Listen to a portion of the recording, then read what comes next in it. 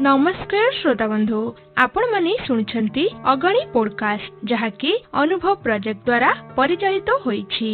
एही प्रोजेक्ट को रूपरेखा देइछंती डॉक्टर आर श्रीधर श्री आलोक वर्मा एवं एहार सहयोगी संस्था हैला सामाजिक प्रतिरक्षा सामाजिक न्याय मंत्रालय एवं भारतर सशक्तिकरण सरकार मीडिया फॉर कम्युनिटी फाउंडेशन पई एक नूतन पदक्षेप।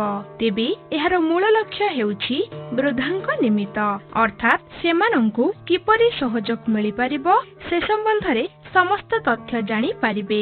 तासह आपण माने डाक्तरखाना एवं सक्रिय केन्द्र वृद्धांक प्रति हेउथिबा अत्याचार एवं गृह परित्यक्त वृद्धांक सहायता पई टोल फ्री हेल्पलाइन नंबर 14567 रे जोगाजोग करि परिबे एवं तासह तांकु सहायतार गोटे हात आगकु मध्य बढ़ाई पारिबे। मो ना शरद चंद्र रथ मो प्राक्तन प्रोफेसर उत्कल विश्वविद्यालय ओडिया विभाग कहीं मोर अत्यंत स्वतंत्र आग्रह थिला पाठ पढ़ेबा पई। तेणु मते जितेबेले से सुजोग मिलिथिला अंततः जने प्रोफेसर भाव में विश्वविद्यालय स्तर रे मो अत्यंत विमुग्ध थिली। पढ़ेबार जो आनंद से आनंद को अंततः 100 भाग मो अनुभव करुथिली एथिर संदेह नाही। एवं अवसर ग्रहण करने पर मो समय मध्य बेस भलरे कटुची कहीं मोर सृजनशीलता अच्छी मु लेखापढ़ा करे भाषण भी दिए ए सब मोर समय कटि जाए मते केबे व्यस्त लगे नहीं केबे कौन सी मते विरक्ति मध्य आसे नहीं। समय कटे नहीं बोली अनेक लोक कहती जे समय कटे नहीं किंतु ना सेमती नुहे। अंततः जड़े सृजनशील व्यक्ति पाखरे समय कम बरम हुए अधिका हुए नहीं सेमिति अनुभव है नहीं कहीं ना मोर जो वृत्ति थिला से वृत्ति रे एते जंत्रणादायक वृत्ति से नुहे ता भितरे थिला किछि साधा सीधा कथा एवं मते किछि असुविधा विशेष पड़ी नाही। मोर चाकरी काल भितरे ता भितरे मो विभाग मुख्य भी हेछि एवं विभागर अन्य अन्य दायित्व मते वहन करबा को पड़िछि किंतु कौन से असुविधार प्रायतः हम सम्मुखीन हुई नहीं। सेमती कौन सी तिक्त अभिज्ञता चाकरी जीवन रे मोर नाही कारण अधिकांश समय मते विभाग रे कटेबा पड़ुथिला छात्र छात्री मान सहित केते खुशी लागला मते के जानी काहे कि मु बुझी पारुनी काहे कि खुशी लागला जे जेतेबेले गोटे धारा रे थिली गोटे निर्दिष्ट बंधनी भितरे थिली सेतेबेले ताकु भी मध्य मु अनुभव करथिली भारी आनंदर सहित किंतु जेतेबेले मु बुझिली जे ए बंधनी मते अतिक्रम करबा पड़िबो निजको सेतेबेले मते मो मन रे आहुरी बेसी खुशी आसिला।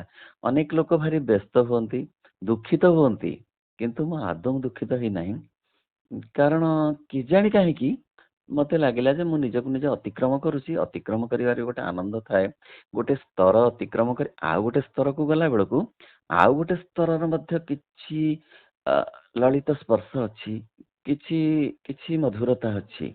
तेणु अन्य एक स्तर रे मुझे पहुंचली चाकरी जीवन पर मते सेमिति किसी कष्ट है ना बरং खुशी थी खुशी अच्छी। आमर बेसी मेम्बर नहांती खूब कम लोक आम फैमिली रे अच्छा कहीं अन्य मान दायित्व भी से नवाक मत पड़ी ना तेज जी पड़ी से समय मत यथेष्ट हो मोर कौन सी अवशोष नहीं कौन सी ऑब्जेक्शन मध्य नहीं जे मु चाकरी रे पर मत असुविधा पड़िला मु हैरान हेली एमती ना सब केमती केमती ठीक भाव चली मो माँ श्री अरविंदर आश्रित से दिगरु मते तांको पाठ पढ़ा किसी पढ़े एवं सप्ताह को 2-3 थर आम क्लास भी हुए तांकर श्री अरविंदर जो ग्रंथ सब अच्छी तार क्लास हुए से सब केते आसंती केते जण डिवोटी आसंती एवं सेठी भल आलोचना मध्य हुए। तेणु मते लागेनी जे मु जेमती आउ पढ़ौ नाही कि ना मु मध्य से पढ़ेबारे आज पर्यंत थिला परि मते लागुछि। मु साहित्य आलोचना लेखे संस्कृति संपर्क रे आलोचना लेखे एवं गीति कविता मध्य मु लेखे। समाज धरित्री प्रमेयर एडिटोरियल पेज रे मु लेखा लेखी करे। माँ माँ डाक डाक रे मानस माँ माँ बोली डाक माँ नाम देव स्वर्ग संपद एतिकी भरोसा रख। आउ पदे कहूची ତୁମେ ନିଖିଳ ବନ୍ଦନୀୟ ପ୍ରଭୁ ଶ୍ରୀ ଅରବିନ୍ଦ ଜୟ। ଅତି ମାନସର ଅବତାର ତୁମେ ପ୍ରେମର ପ୍ରଣତି ନିୟ ପ୍ରଭୁ ଶ୍ରୀ ଅରବିନ୍ଦ ଜୟ। ଏହା ବାହାରେ ମୋର ଯୋଉ ଅନ୍ୟାନ୍ୟ ଗୀତି କବିତା ଅଛି ସେ ହେଉଛି ପ୍ରାୟତଃ mystic romantic lyrics. Mystic romantic lyrics ଯାହାକୁ କୁହନ୍ତି ଆମେ ରହସ୍ୟବାଦୀ ରୋମାଣ୍ଟିକ୍ କବିତା, ଯାହାକୁ ଶୁଣିଲେ ମନେ ହବ ଏ ଯେମିତି ଗୋଟେ ଲୌକିକ ସ୍ତରର କବିତା, ଗୋଟେ ଭୌତିକ ଜଗତର କବିତା, କିନ୍ତୁ ତା ଭିତରେ ଆଧ୍ୟାତ୍ମିକତାର ସ୍ପର୍ଶ ଅନୁଭବ କରିହବ ଯଦି ଜଣେ ତାକୁ ଟିକେ ଅନୁଭବ କରି ପଢ଼େ। ସେ ଜୀବନ ଗୋଟେ ଭାରି ସୁନ୍ଦର ମଧୁର ସ୍ମୃତିର ଜୀବନ। ମୁଁ ଯେତେବେଳେ ସାନ ହେଇଥିଲି 5-6 କ୍ଲାସରେ ପଢ଼ୁଥିଲି, ସେତେବେଳେ ରେଡ଼ିଓ ଆମ ଗାଁରେ ଘରେ ଘରେ ନଥିଲା, କିନ୍ତୁ ଜଣେ ଖୁବ୍ ଟିକେ ଧନୀ ଲୋକ ତାଙ୍କ ଘରେ ରେଡ଼ିଓ ଥାଏ ଏବଂ ତାର ଲାଉଡ୍ ସ୍ପିକରଟା ସେ ବାହାରକୁ ଆଣି ଲଗେଇ ଦେଇଥାନ୍ତି। ସେ ଗାଁ ଗହଳି ହୁଏ, ଶିଶୁ ସଂସାର ହୁଏ, ସେତେବେଳେ ବହୁତ ପିଲା ଆମେ ଯାଇ ତାକୁ ଶୁଣୁ। ଅନ୍ୟାନ୍ୟ ପ୍ରୋଗ୍ରାମ ମଧ୍ୟ ବେଳେ ବେଳେ ଶୁଣୁ, ବୁଝୁ କି ନ ବୁଝୁ। ଆସ୍ତେ ଆସ୍ତେ ଯେତେବେଳେ 71-72 ମସିହା ବେଳକୁ ଆମ ଘରକୁ ରେଡ଼ିଓ ଆସିଲା। ରେଡ଼ିଓ ଶୁଣିବାରେ ଖୁବ୍ ଆନନ୍ଦ। ସକାଳୁ ଯେତେ ସମୟ ଅଧିକ ସମୟ ଶୁଣିପାରୁ ଆମେ ତାହା ଶୁଣୁ। ତାପରେ ପରେ ରେଡ଼ିଓ ପ୍ରତି ଗୋଟେ ଗଭୀର ଆନ୍ତରିକତା କେମିତି ଆସିଲା ଏବେ ମଧ୍ୟ ଅଛି। ଏବେ ମଧ୍ୟ ଆଜି ମଧ୍ୟ ମୁଁ ରେଡ଼ିଓ କିଛି ସମୟ ଶୁଣେ, ମୋତେ ବହୁତ ଭଲ ଲାଗେ। ଯେତିକି ଇନଫର୍ମେସନ୍ ମିଳେ, ସେତିକି ଏଣ୍ଟରଟେନମେଣ୍ଟ ମିଳେ, କେମିତି ଭଲ ଲାଗେ। ମୋର ମଧ୍ୟ କିଛି ରେଡ଼ିଓରେ ଏ ଅନୁଚିନ୍ତାର ପ୍ରୋଗ୍ରାମ ହୁଏ, କିଛି ଲିରିକ୍ ମଧ୍ୟ ଏ ଭଜନ ମୋର ମଧ୍ୟ ବାଜେ। କେତେ ଟକ୍ ମଧ୍ୟ ମୋର ରେଡ଼ିଓରେ ହେଇଛି, କାରଣ ମୁଁ ଯୁବବାଣୀଠୁ ଧରି ଏପର୍ଯ୍ୟନ୍ତ ରେଡ଼ିଓ ସହିତ ଜଣେ ବକ୍ତା ଭାବରେ ସମ୍ପର୍କିତ, ଆଉ ଶ୍ରୋତା ଭାବରେ ମୁଁ ମୋର 5ମ-6ଠ ଶ୍ରେଣୀରୁ ଏଯାବତ୍ ମୋର ଶ୍ରୋତାତ୍ୱକୁ ମୁଁ ବଜାୟ ରଖିଛି। ଆଉ ଯେତେବେଳେ ମୁଁ ଲେଖାଲେଖି କରୁଛି ମୋତେ ଲାଗୁଛି ତ ଆଉ ଗୋଟେ ରାଜ୍ୟରେ ମୁଁ ରହିଲା ପରି ମୋତେ ଲାଗୁଛି। ଲିରିକ୍ ହଉ କି ପ୍ରବନ୍ଧ ହଉ, ମୋତେ ବହୁତ ଭଲ ଲାଗୁଛି। ସେ ସମୟରେ ମୋତେ ଲାଗୁଛି ମୁଁ ଯେମିତି ଏଇ ଭୌତିକ ଜଗତରେ, ଲୌକିକ ଜଗତରେ ନାହିଁ। ଏହା ସମସ୍ତଙ୍କର ଅନୁଭବ, ମୋର ଏକା ନୁହେଁ। ଯେଉଁମାନେ ଲେଖାଲେଖି କରନ୍ତି ସେମାନଙ୍କୁ ଆଉ ଗୋଟେ ରାଜ୍ୟକୁ ଯିବାକୁ ପଡ଼େ ସେଇ ସମୟରେ। ତାକୁ କହନ୍ତି ସୂକ୍ଷ୍ମ ଭୌତିକ ରାଜ୍ୟ, ସବଟଲ୍ ଫିଜିକାଲ ଲେବଲ। ସେଇ ଜାଗାରେ ମୋତେ ବହୁତ ଭଲ ଲାଗେ ସେତେବେଳେ।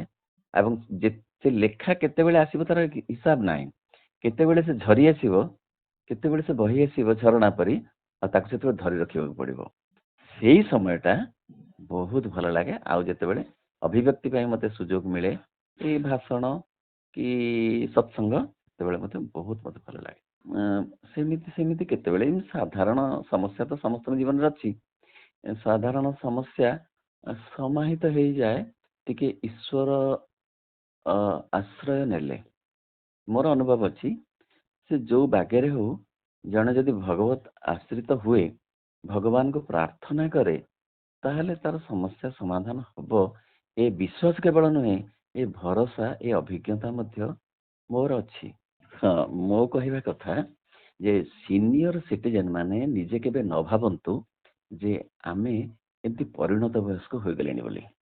ସେପରି ଭାବନା ହିଁ ମଣିଷକୁ ବାର୍ଦ୍ଧକ୍ୟ ଆଣିଦିଏ। ପ୍ରଥମ କଥା, ସେମିତି ଭାବନାରୁ ଦୂରେଇ ରହିବା ଦରକାର। ଦ୍ୱିତୀୟ କଥା ହେଉଛି ଯେ ପରିବାର ଭିତରେ କିଛି ସହାୟତା ଅନ୍ୟମାନଙ୍କର ଦରକାର ପଡ଼େ। ଅନ୍ୟମାନଙ୍କ ଠାରୁ କିଛି ସହାୟତା ଦରକାର ପଡ଼େ। ତାହା ସହିତ ଟିକେ ମନୋବଳ ନିଜର ରଖିବାକୁ ପଡ଼ିବ ଏବଂ ନିଜକୁ ଟିକେ ଭାବିବାକୁ ପଡ଼ିବ ଯେ ମୋତେ ବାର୍ଦ୍ଧକ୍ୟ ଆସିନାହିଁ। କି ବାର୍ଦ୍ଧକ୍ୟ ମନ ଭିତରେ ପଶେ, ଦେହକୁ ତାହା ଆକ୍ରାନ୍ତ କରେ। ଯଦି ମନ ଭିତରେ ତାହା ପଶିନାହିଁ, ଦେହକୁ ସହଜେ ଆକ୍ରାନ୍ତ କରିବ ନାହିଁ। ତାହା ଅର୍ଥ ନୁହେଁ ଯେ ଅସୁସ୍ଥତା ଆସିବ ନାହିଁ। ଅସୁସ୍ଥତା ବେଳେ ପରିବାରର ଅନ୍ୟମାନଙ୍କର ସହଯୋଗ ନିହାତି ଆବଶ୍ୟକ। ବିଶେଷ କରି ଏଇ ବୟସ ଟିକେ ଅତିକ୍ରାନ୍ତ ହେଲେ ତାହା ଦରକାର ପଡ଼ିବ। ତା ସହିତ ଭଗବାନଙ୍କ ପ୍ରତି ଟିକେ ବିଶ୍ୱାସ ଓ ଭରସା ରହିଲେ ଶାରୀରିକ ଅସୁବିଧା, ମାନସିକ ସମସ୍ୟା ଏବଂ ପରିବେଶଗତ କିଛି କିଛି କଷ୍ଟ ମଧ୍ୟ ଲାଘବ ହେଇଯିବ। ତେଣୁ ମନୋବଳ ଆଉ ଭଗବାନଙ୍କ ପ୍ରତି ଟିକେ ଭକ୍ତିଭାବ ଏଇଟା ଏକାନ୍ତ ଆବଶ୍ୟକ ଟିକେ ପରିଣତ ବୟସରେ। ନା ମୁଁ ସେ ଖୁସି ଯେ ପ୍ରତ୍ୟେକଙ୍କର ଅନୁଭବ ଆଉ ଜଣଙ୍କର କାମରେ ଆସେ, ନିଜ ଜୀବନର ଅଭିଜ୍ଞତା ଆଉ ଜଣଙ୍କ ଜୀବନର ମଧ୍ୟ କାମରେ ଆସେ। ସେଇ ଦୃଷ୍ଟିରୁ ବିଚାର କଲେ ଏଇ ପ୍ରୋଗ୍ରାମଟି ଅତ୍ୟନ୍ତ ଉପାଦେୟ। କାରଣ ଭିନ୍ନ ଭିନ୍ନ ବ୍ୟକ୍ତିମାନଙ୍କର ଅଭିଜ୍ଞତା ଆଉ ଅନୁଭବରୁ କେତେ କଥା ବୁଝିବାକୁ ହୁଏ, ନିଜକୁ ଚଳେଇ ନେବାକୁ ହୁଏ ଏବଂ ଆର୍ଟ ଅଫ୍ ଲିଭିଂ ମଧ୍ୟ ଜାଣି ହୁଏ। ସେଇ ଦିଗରୁ ଦେଖିଲେ ଏଭଳି ପ୍ରୋଗ୍ରାମର ଆବଶ୍ୟକତା ଅଛି, ଉପାଦେୟତା ଅଛି, ଏଥିରେ ସନ୍ଦେହ ନାହିଁ। ମୋ ତରଫରୁ ଏଭଳି ପ୍ରୋଗ୍ରାମକୁ, ଏଭଳି କାର୍ଯ୍ୟକ୍ରମକୁ ମୁଁ ଅଭିନନ୍ଦନ ଜଣାଉଛି। ଆପଣମାନେ ଶୁଣୁଥିଲେ ଅଗଣି ପୋଡକାଷ୍ଟ, ଯେଉଁଥିରେ ବୃଦ୍ଧାଙ୍କ ସମ୍ବନ୍ଧିତ ସମସ୍ତ ବାର୍ତ୍ତା, ଅନୁଭୂତି ତଥା ଅନୁଭବ ସମ୍ପର୍କରେ ଜାଣିବାକୁ ପାଇଲେ। ଆମେ ଆଶା କରୁଛୁ ଆପଣଙ୍କୁ ଏହି କାର୍ଯ୍ୟକ୍ରମଟି ଭଲ ଲାଗିଥିବ। ଏଇଭଳି ଭାବରେ ଆପଣମାନେ ଶୁଣୁଥାନ୍ତୁ ଅଗଣି ପୋଡକାଷ୍ଟ।